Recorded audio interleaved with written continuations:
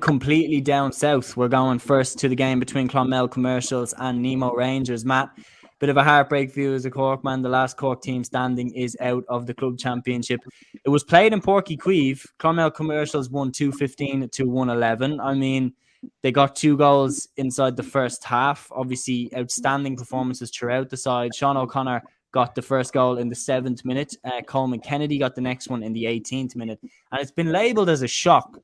But when you look through the Clonmel side, Michael O'Reilly, the Tipperary goalkeeper in goal, Seamus Kennedy and Kevin Fahey in defence, Michael Quinlivan and Conal Kennedy in midfield, Coleman Kennedy, Seán O'Connor, and of course, the mentioned Jason Lonergan in the forwards. It's a really strong Clonmel Commercial side.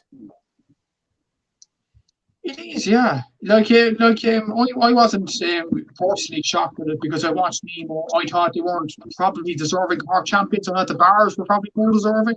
And the fact Nemo got in, and someone mentioned this on Twitter actually, Nemo had 1.5 good games this season. That game against the Bars where they just shocked them from the off, and half the game against Cassadave in the group stage. That was it, really.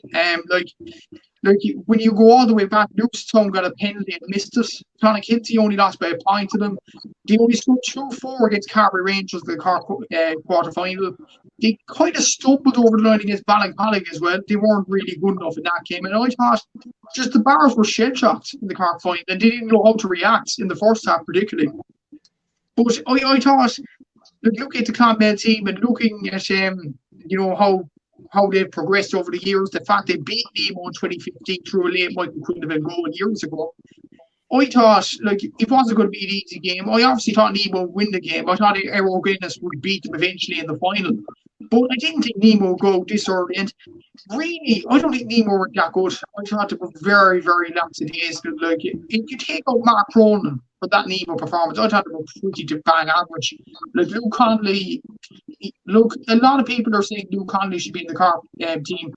People on RT, looking at that match on RT, should just come up with a conclusion there. Luke Connolly's not good enough for Cork football at the moment. He was lost in this game. He only scored 6 points from frees. He didn't score any from play. I don't think he was good enough in the entire game. Nemo weren't good enough. But fair play to Clonmel Commercials. Jason Lonergan with 6 points, incredible. But I think he's going to be missing out for the rest of the Munster Championship. I think he's going to New York. So, Jesus. That's a big loss for them. He was outstanding in this game. Another thing as well, they went in at halftime 2-4 to 6 points up. But look, I want to get your thoughts on their 10-minute burst in the second half.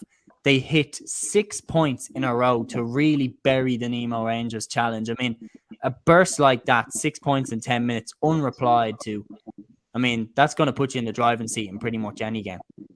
Yeah, and I thought Clonmel, the style of football was really, really nice as well. They set up with that full forward line of Coleman Kennedy, Seán O'Connor as well. Seán O'Connor's the other big one that we haven't talked a huge amount. He's an absolute star, and he kind of got his breakthrough, I suppose, with Tipp last year a little bit. Did kind of only getting his foot in, kind of his feet on the ground, I suppose, in the Tipperary team. But I think he could be a fella that could really kick on for Tipp, because you look at underage, the scores that he was putting up for Tipperary that year at under 20, where he was the top scorer by an absolute mile. I think he's going to absolutely take off. Again, he looks really, really good in there too. And then look, Jason Lonergan as well was the man of the match performance. That they just have classy forwards, and that having those three fellas in the full forward line has been able to free up Michael Quinlivan. That, like in previous years, you remember with Clonmel, that Quinlivan would be up in the forward line as well.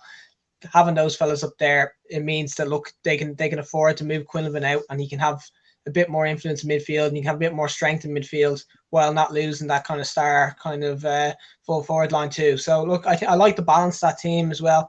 You talked as well, Seamus Kennedy is like a top footballer as well, that I think he could be a fella that if he was playing the other code, he could easily be playing football for Tipperary too. So yeah, look, they've a really nice spine. You started off the discussion of this match by listing that spine, and look, that's a big part of it as well, and that's why I think they're going to be the favourites to win Munster now. That I think it's gearing up for Clonmel Aerogue final